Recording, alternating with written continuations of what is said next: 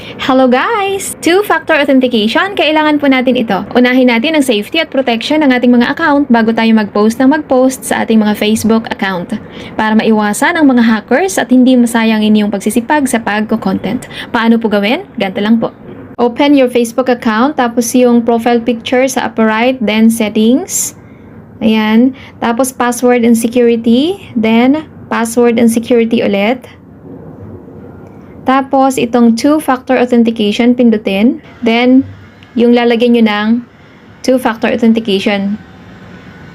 Ayan. Ilalagay nyo lang po dyan yung password niyo kasi manghihingi talaga yon kung na-set nyo na po itong two-factor authentication. Then, ayan po, naka-on na po yun siya. Kailangan po natin lagyan ito para kapag may mag-attempt na mag-login sa Facebook account ninyo ay automatic magsisend ng verification number for authentication doon sa ilalagay mong number. Okay? So, ito na po siya. Yan, nag-choose po ako dyan. Isisend po nila yung code dyan sa number mo na yan. No? So, antay-antay po natin. Ayan, ayan na po.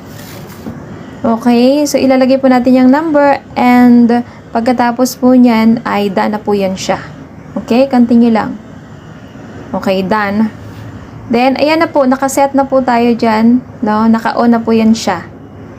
So, every time na may mag-login doon ay malalaman nyo po no? Kung may ibang tao na gumagamit sa account niyo. Thank you so much!